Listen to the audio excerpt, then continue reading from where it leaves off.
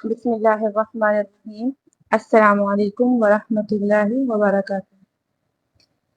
अगर आप अरबी ज़ुबान इंतहाई आसान तरीके से सीखना चाहते हैं तो आपने बिल्कुल सही चैनल का इंतखाब किया है।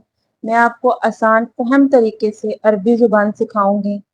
इस चैनल पर आने वाली वीडियोस को देखने के बाद आप अरबी ज़ुबान के बारे में मुकम्मल अबूर हासिल कर लेंगे।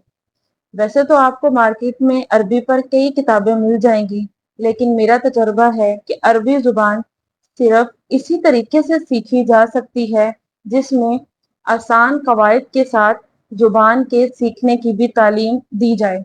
इस चैनल पर आने वाली वीडियो से आप सर्फ व नहव सीख सकेंगे और साथ साथ एराब को समझने, तरकीब को पहचानने और हर सबक में जो कवायद पढ़ाऊंगी उनका जुमलों में इस्तेमाल करके मश्क और उर्दू से अरबी और अरबी से उर्दू का तर्जमा करने की कोशिश करेंगे, जिससे कवायद को रटने की ज़रूरत नहीं पेश आएगी।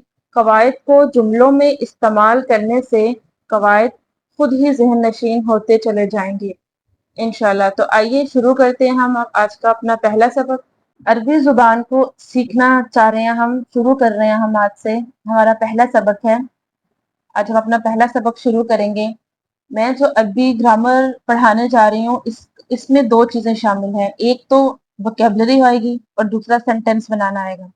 हम इंशाल्लाह ताला हर सबक के बाद में कि हमने उस सबक में ग्रामर में जो सीखा है उस सबक के एंड पे हम कुछ ज़ख़ीरा अल्फाज आपको दूंगी, वो आपने याद करने होंगे और फिर उन्हीं अल्फाजों को इस्तेमाल करके आपने जुमले बनाने होंगे, उर्दू से अरबी और अरबी की उर्दू करनी।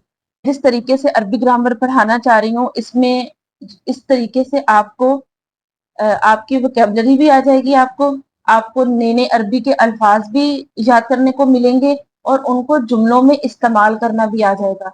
और सबसे बड़ी बात कि कहीं पे अरबी लिखी हुई होगी तो उसका आप बासानी तर्जमा भी कर लेंगे। आज हम पढ़ेंगे कलिमा और उसकी किस्में।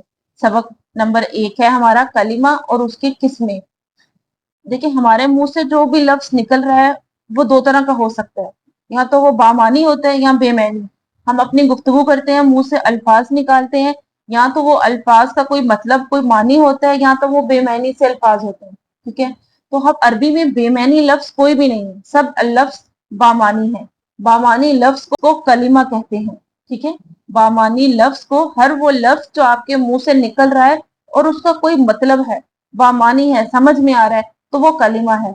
और वो 3 किस्म का होता है। आपके मुंह से निकलने वाला कलिमा 3 किस्म का हो सकता है। या तो आप इसम, फेल, हर्फ। आपके मुंह से निकलने वाला कलिमा 3 किस्म का हो सकता है। या तो आप खाली इसम बोल रहे हैं, किसी भी चीज का नाम बोल रहे हैं, काम करने का नाम बोल रहे हैं, या तो आप फेल बोल रहे हैं कि काम का करना या होना किसी जमाने में बता रहे हैं। और अगर आप पूरा पूरा जुमला बोल रहे हैं तो आप हर्फ मिला के पूरा पूरा जुमला बोल रहे हैं। बामानी लफ्ज को कलिमा कहते हैं और वो 3 किस्म का होता है, इसम, फेल, हर्फ।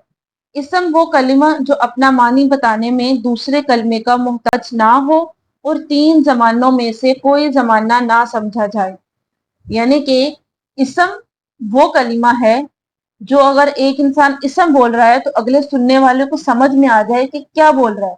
मसलन रजुलन मर्द, हामिदुन किसी का नाम, अल कलम कलम, तोयशिबुन अच्छा, दरबुन मारना, अना मैं, हुआ वो। ये लफ्ज ऐसे हैं कि सुनने वाले को समझ तो आ रही है कि कोई लफ्ज बोले जा रहे हैं। ठीक है, और इसमें किसी काम का करना भी पाया जा रहा है, मारना। ठीक है, लेकिन कोई जमाना नहीं पाया जा रहा। इसम की तारीफ यही है कि उसमें काम का करना पाया जाता है लेकिन जमाना नहीं पाया जाता। किसी शख्स, जगह या चीज का नाम और काम का करना भी पाया जाता है इसम में, लेकिन कोई जमाना नहीं समझा जाता। के बाद हम फेल पे आते हैं। फेल वो कलिमा है जिसमें किसी काम का करना या होना समझा जाए और 3 जमानों में से कोई जमाना भी उसमें पाया जाए। जैसे कि दरबा उसने मारा माजी में, यदरिबु वो मारता है या मारेगा, हाल और मुस्तकबिल की बात हो रही है। ज़हाबा वो गया। अब ये दरबा यदरिबु ज़हाबा में काम का करना या होना समझा जा रहा है लेकिन साथ जमाना भी पाया जा रहा है। हाल, मुस्तकबिल, माजी साथ जमाने के साथ काम का करना या होना पाया जाए تو وہ فعل کہلاتا ہے۔ آگے ہے حرف۔ حرف وہ کلمہ ہے جس کے معنی اسم یا فعل کے ساتھ ملے بغیر سمجھ میں نہ آئے، جیسے من، اعلی، فی، الا وغیرہ۔ اب یہ لفظ ہم اکیلے بولتے ہیں تو ان لفظوں کا کوئی مطلب سمجھ میں نہیں آتا، لیکن یہ لفظ جو ہیں اسم اور فعل کو آپس میں ملا کے پورا ایک جملہ بناتے ہیں۔ جیسے نیچے ہم جملے کی طرف جاتے ہیں، ذهب حامد الى المسجد۔ اب دیکھیں ذهب فعل ہے، حامد اسم ہے، الى حرف ہے، مسجد اسم ہے۔ اب فعل اور اسم کو آپس میں کس نے ملایا ہے؟ الى حرف نے۔ حرف نے فعل اور اسم کو آپس میں ملا کے ایک جملہ بنا دیا ہے کہ ذهب حامد الى المسجد، حامد مسجد کی طرف گیا۔ ٹھیک ہو گیا؟ اب ہم نے پڑھ لی کلمہ کی قسمیں اور اس کی تعریف۔ اب ہم آتے ہیں اسم کے اوپر۔ سب سے پہلے ہم اسم کو دیکھتے ہیں، پھر ہم فعل کو دیکھیں گے اور اس کے بعد پھر ہم حرف کی طرف جائیں گے اپنے آنے والی اگلی کلاسز میں۔ اسم کو دیکھتے ہیں ہم۔ اسم کی قسمیں، وسعت کے اعتبار سے اسم کی قسمیں دو ہیں۔ وسعت کے اعتبار سے اسم کی دو قسمیں ہیں۔ نمبر ایک نکرہ، نمبر دو معرفہ۔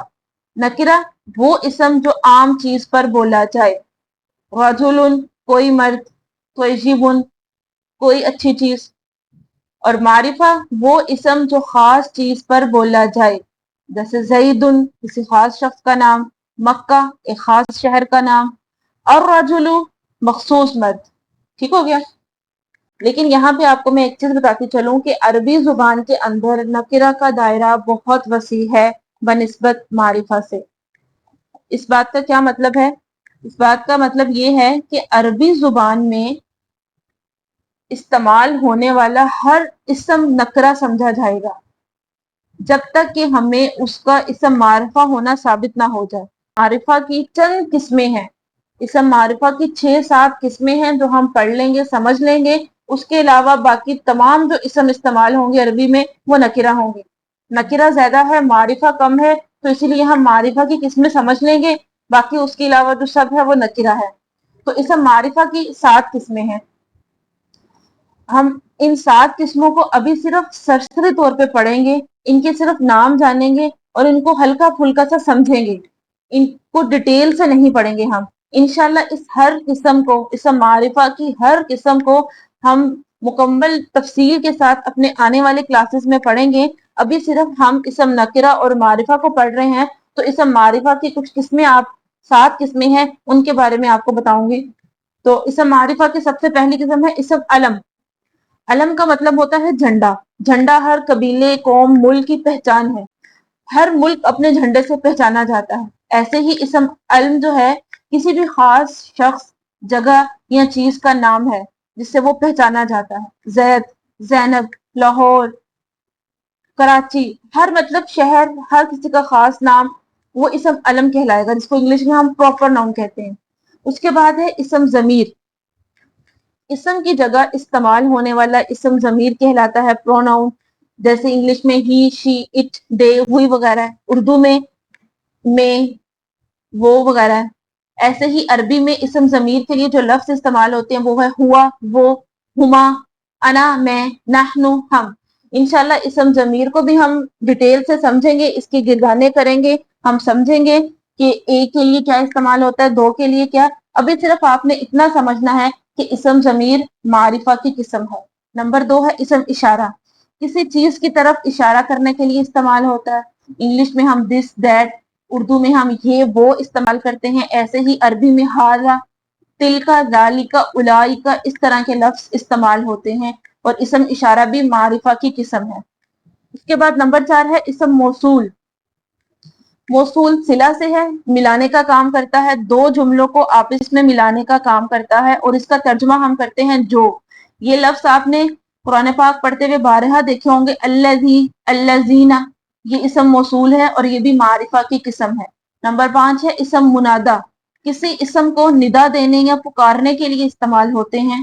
یا رجل، اے آدمی، یا ایھا الذین آمنوا، اے لوگوں جو ایمان لائے ہو، قرآن پاک میں ہم بارہا پڑھتے ہیں، یہ بھی اسم معرفہ کی قسم ہے۔ اس کے بعد ہے معرف باللام، وہ اسم جس پر ال داخل ہو، وہ اسم جس پر الف لام داخل ہو، وہ بھی اسم معرفہ کی قسم ہے۔ جیسے دیکھیں فرسن، کوئی گھوڑا، اس سے ہم بنائیں گے الفرسو، ال لگا دیا، فرسن سے الفرسو بن گیا، نکرہ فرسن نکرہ تھا، ال لگا دیا ہم نے تو معرفہ بن گیا، معرف باللام سے ہم نے اس کو معرفہ بنا دیا، ایسے ہی رجل سے الرجل، معرف باللام لگا دیا ہم نے، نکرہ سے معرفہ بنا دیا، یہ بھی اسم معرفہ کی قسم ہے۔ اس کے بعد ہے اسم مضاف، وہ اسم جو معرفہ کی مذکورہ قسموں میں سے کسی ایک کی طرف مضاف ہو، یعنی کہ ابھی ہم نے جو اوپر اسم معرفہ کی 6 قسمیں پڑھی ہیں اس کی طرف کوئی بھی نکرہ مضاف ہوگا تو وہ نکرہ بھی معرفہ ہو جائے گا۔ فار ایگزامپل کتاب، کتاب نکرہ ہے، اب آپ کتاب کو اوپر جو ہم نے 6 اسم معرفہ کی قسمیں پڑھی ہیں کسی بھی قسم کی طرف کو مضاف کریں تو کتاب بھی معرفہ ہو جائے گی، جیسے کہ کتاب زیدن، زید کی کتاب، زیدن اسم علم تھا، کتاب نکرہ تھی، اسم علم کی طرف مضاف کرنے سے کتاب بھی معرفہ ہو گئی۔ کتاب ھذا اسم اشارہ، اسم معرفہ کی قسم ہے، کتاب نکرہ تھی، اشارہ کی طرف مضاف کرنے سے کتاب بھی معرفہ ہو گئی۔ کتاب الرجل، کتاب الرجل مرد کی کتاب، کتاب نکرہ تھی، ال لگا ہے معرف باللام سے ہم نے معرف باللام لگا ہے، معرفہ ہے، کتاب معرف باللام کی طرف مضاف ہو رہی ہے تو یہاں پر کتاب بھی معرفہ ہو گئی۔ اسم مضاف کو بھی ہم انشاءاللہ اپنے آنے والے چیپٹر میں بہت ڈیٹیل سے سمجھیں گے، پڑھیں گے۔ ابھی کے لیے اتنا ہی آپ نے ہے کہ اسم معرفہ کی 7 قسمیں ہیں، ان کے نام ذہن میں رکھنے ہیں اور کہیں پہ لکھا آ جائے تو آپ کو پتہ چل جائے کہ یہ اسم معرفہ ہے۔ اب ہم نے اسم معرفہ کی 7 قسمیں پڑھ لی ہیں، ان 7 قسموں کے علاوہ باقی تمام اسم نکرہ ہوتے ہیں۔ اسم نکرہ کی بہت زیادہ قسمیں ہیں، اس لیے ہم اسم نکرہ کی ساری قسمیں نہیں پڑھیں گے، مین 2 بڑی قسمیں پڑھیں گے جو بہت زیادہ استعمال ہوتی ہیں، وہ ہے اسم ذات اور اسم صفت۔ اب اسم ذات اور اسم صفت ان کے نام کے اندر ہی ان کی تعریف چھپی ہے۔ ذات کسی بھی جاندار یا بے جان چیز کی خود کی ذات کا نام اسم ذات کہلاتا ہے، جیسے انسان، فارس، حجر انسان، گھوڑا، پتھر۔ ایسے ہی اسم صفت وہ ہے جو کسی شے کی صفت بتائے، کسی کی اچھائی یا برائی بیان کرے، حسن خوبصورت، قبیح بدصورت۔ ہم نے سب سے پہلے کلمہ کو دیکھا ہے، بامانی لفظ کو کلمہ کہتے ہیں اور وہ 3 قسم کا ہوتا ہے، اسم، فعل، حرف۔ اسم کو ہم نے دیکھا، فعل کو اور حرف کو دیکھا، اور پھر ہم نے اسم کی قسمیں پڑھی ہیں وسعت کے اعتبار سے۔ وسعت کے اعتبار سے اسم کی 2 قسمیں ہیں، نکرہ اور معرفہ۔ پھر ہم نے معرفہ کی قسمیں پڑھی ہیں، معرفہ کی 7 قسمیں ہیں، اور اسم نکرہ کی بڑی 2 قسمیں پڑھی ہیں جو بہت زیادہ استعمال ہوتی ہیں، وہ ہے اسم ذات اور اسم صفت۔ یہ تھا ہمارا آج کا پہلا سبق۔ جو بات آپ کو لگتا ہے کہ آپ کو سمجھ میں نہیں آئی تو آپ نے پریشان نہیں ہونا، اس سبق کو جتنا سمجھایا ہے اس تک ہی آپ رہیں۔ انشاءاللہ آگے چل کے جب آگے آپ مزید سبق پڑھیں گے تو آپ کو جو چیزیں سمجھ میں نہیں آ رہی وہ انشاءاللہ آہستہ آہستہ سمجھ آنے لگ جائیں گی۔ بس آپ نے ثابت قدمی سے پڑھنا ہے اور صبر کا مظاہرہ کرنا ہے، انشاءاللہ آپ کو آہستہ آہستہ سب چیزیں سمجھ میں آنے شروع ہو جائیں گی۔ اور اگر کوئی چیز آپ کو سمجھ میں نہیں آئی یا آپ پوچھنا چاہ رہے ہیں تو آپ نیچے کمنٹ باکس میں اپنا کوسچن پوچھ سکتے ہیں کہ آپ کو کیا چیز اس سبق میں سمجھ نہیں آئی، تو انشاءاللہ میں آپ کو اس کا جواب دوں گی۔ اب ہم انشاءاللہ سبق نمبر 2 کریں گے اور پھر ساتھ ساتھ کچھ ذخیرہ الفاظ اور جملے بنانا بھی آپ کو سکھاؤں گی میں انشاءاللہ۔ امید ہے کہ آپ کو میری یہ والی ویڈیو اور یہ والا لیسن سمجھ میں آیا ہوگا اور اچھا بھی لگا ہوگا۔ جزاک اللہ۔